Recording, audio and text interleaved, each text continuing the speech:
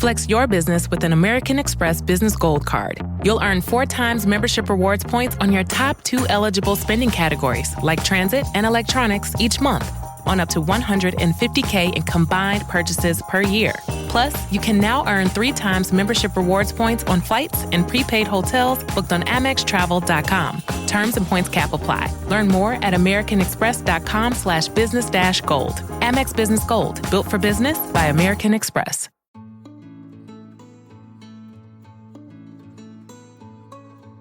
Hi there, and thank you for listening to Raising Me. I'm Adrienne Stein. Here we talk about the things we're experiencing as parents and go to the experts for advice. I mean, after all, we are often winging this whole thing here, right? Before we dive in, a quick shout out to a Raising Me sponsor, Maine Health. We are so grateful. Today we are talking about posture. Does your child slouch, or does it seem like they're always, hunched over a phone or a tablet? Okay, it might be a posture problem. However, here's the perhaps surprising thing. It can be so much bigger than that. Poor posture can have long-term effects on physical health, self-esteem, even mental health. I had some of those, wait, really? Moments in this conversation with Dr. Allyson Coffin. She is a longtime chiropractor and has a practice called Align with Wellness in Maine. Dr. Coffin talks about the connection between posture and stress, posture and confidence, and the simple things we can do. And not just the kids, one of which it's called a power pose, which we'll explain, and it might just help all of us feel a little taller and a little better. Check it out.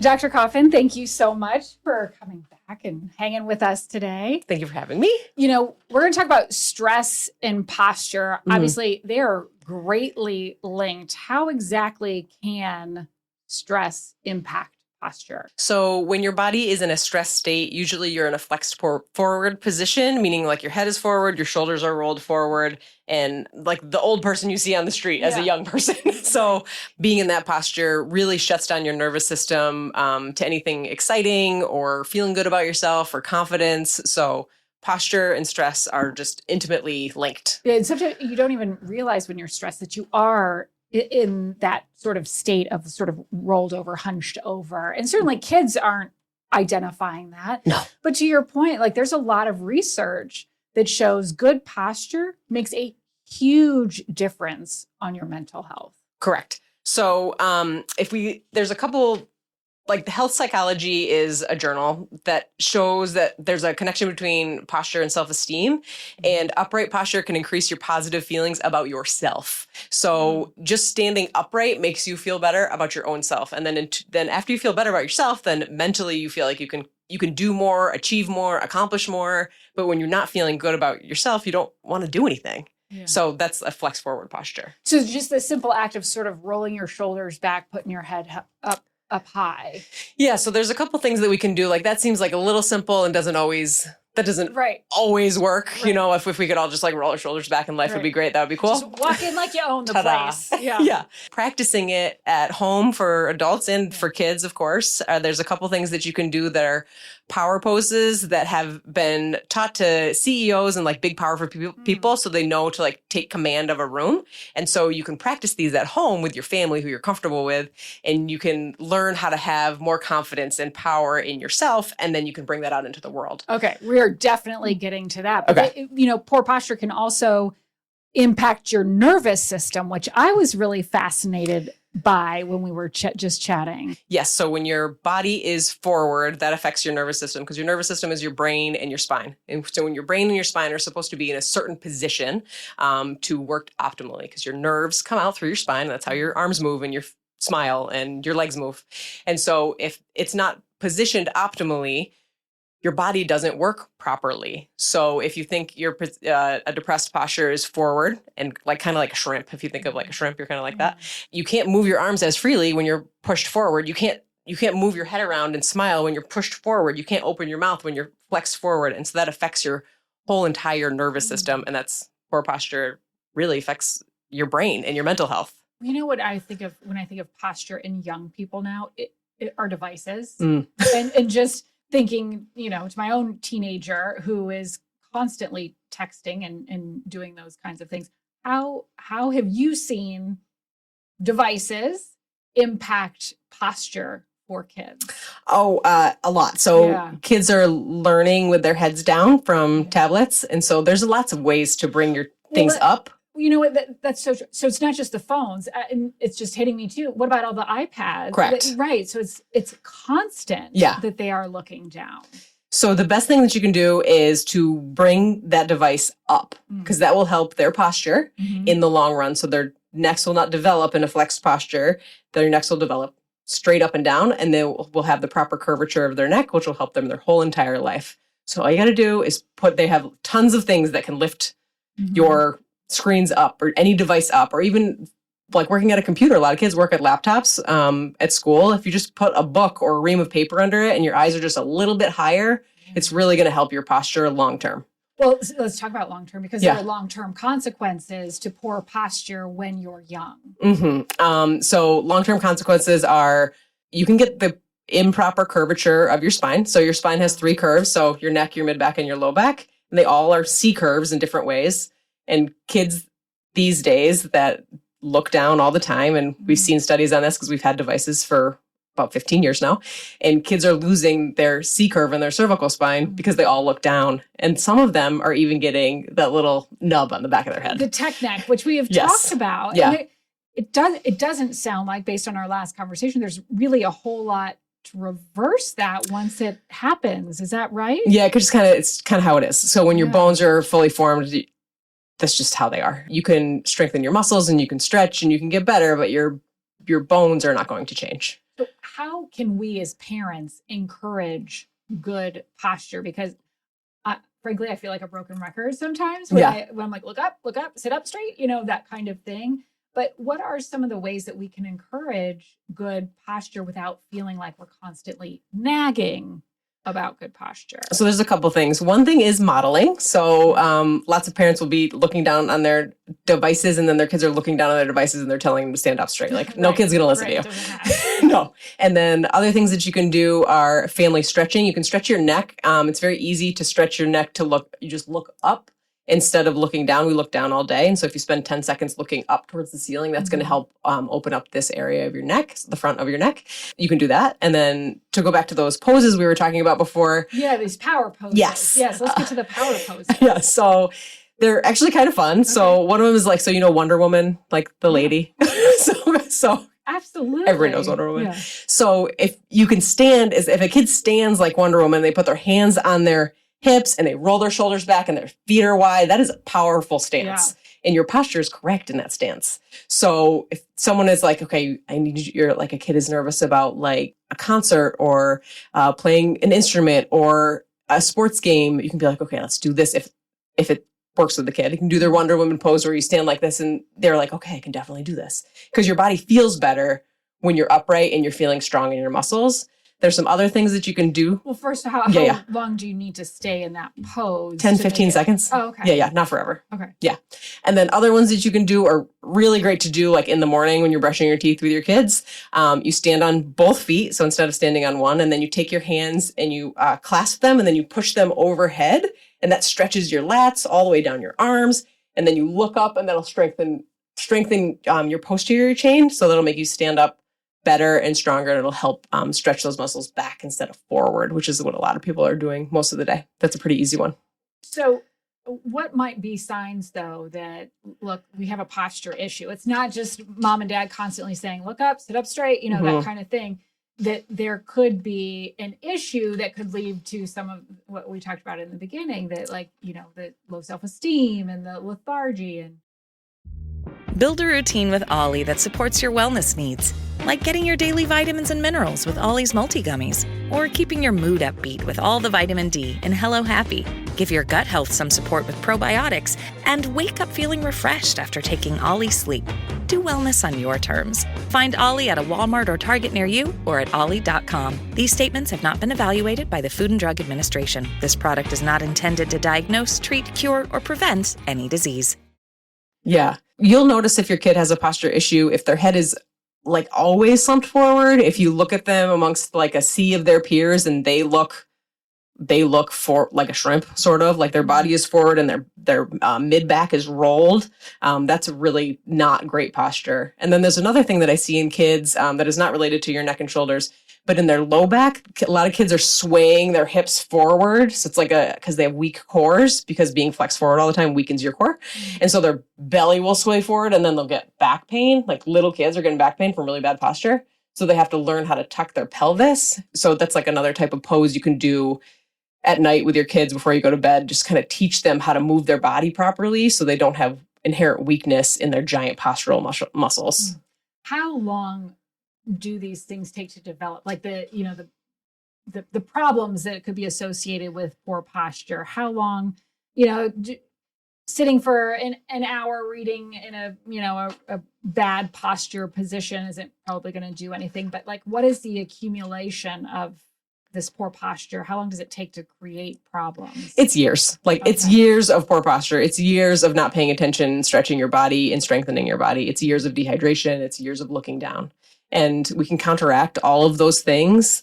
And if you see your kid is anxious, withdrawn, like doesn't want to socially interact, and then you just kind of like look at them in space and they look hunched forward, you can start by trying to help them with their body and then help them with their self-esteem, because those two things are linked. Thinking too, just back to the school point, backpacks. Backpacks can be so flipping heavy, and they walk around with these backpacks on their backs all day. Yeah, so backpacks, they're a tricky little beast. Yeah. So you want to make sure that you have thick straps on your kid's backpack. Okay. And a lot of kids like to wear one strap at a time. That's horrible for your shoulders. Like you're going to get a shoulder injury from doing that. And your backpack should be 10% of your kid's body weight. So if your kid weighs 100 pounds, it should be 10 pounds. I'm telling you, that's not happening. No, it's not happening anywhere. Yeah. So like we can't have our kids not carry their stuff around, or their giant tin water bottle, or their Stanley. Yes.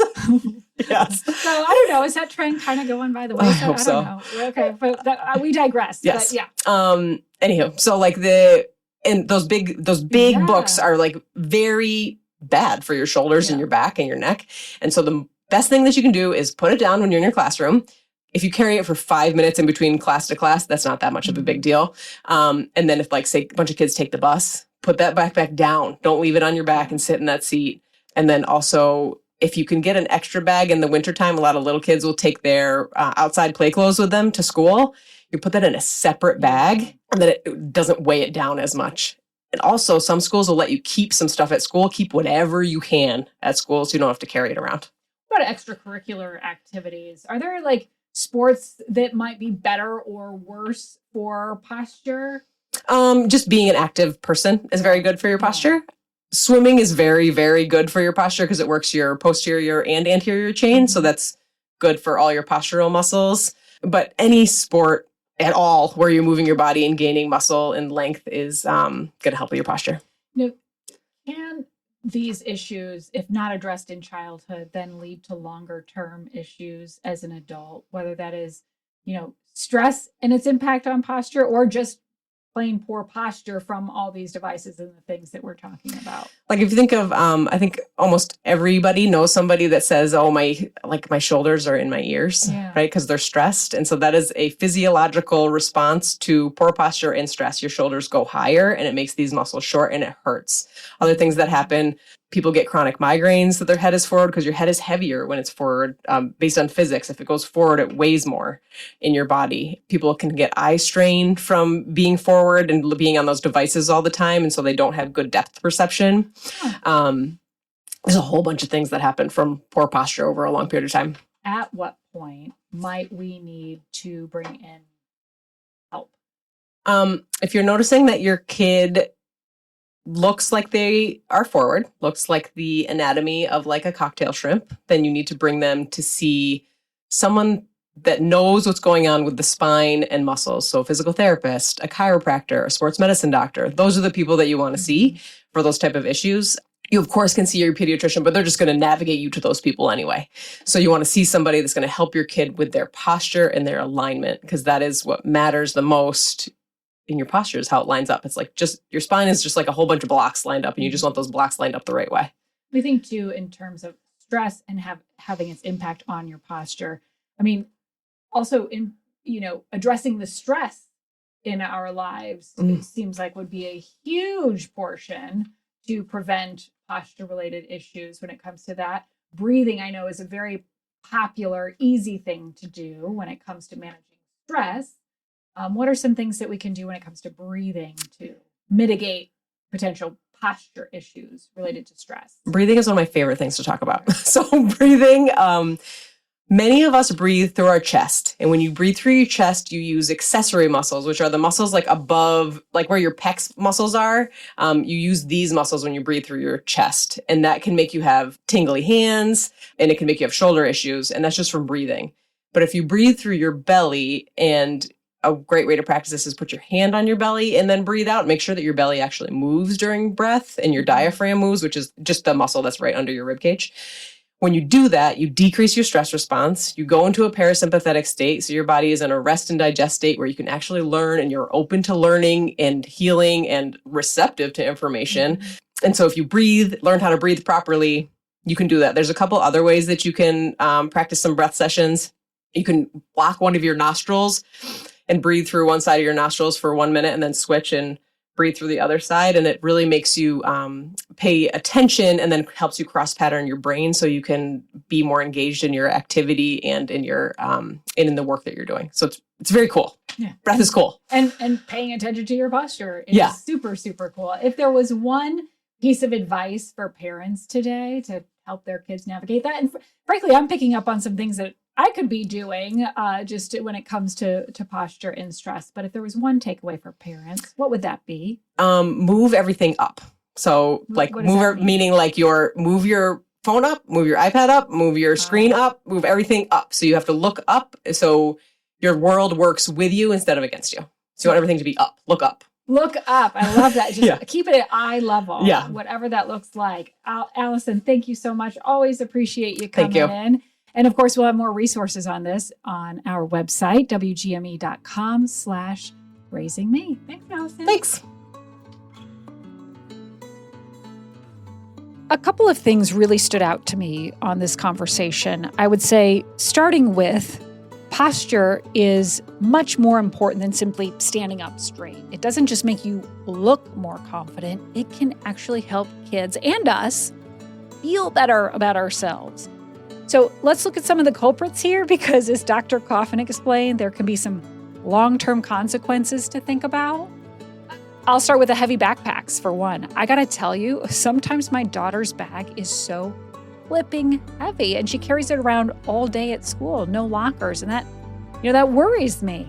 And then of course, there are the phones, the tablets. So much of life, unfortunately, is spent looking down. It's obviously not good for many reasons, but specifically here when it comes to posture. And all of this can lead to those consequences like tech neck and other physical issues like migraines, back pain, even anxiety. I will say I never thought about how much posture can impact quality of life until this conversation. So we all learned also that small changes can really make a big difference here. Perhaps most importantly, moving those devices up. We have finally gotten our daughter to stack her school tablet on books so that she is eye level with her schoolwork, which makes a big difference there. And then, of course, how about those power poses, right? Maybe we could all use some power poses in our life. Thank you for listening to Raising Me and to our sponsor, Maine Health. I'm Adrienne Stein. This episode is edited by Megan Littlefield and produced with Nate Eldridge. Please follow Raising Me wherever you get your podcasts and wherever you are.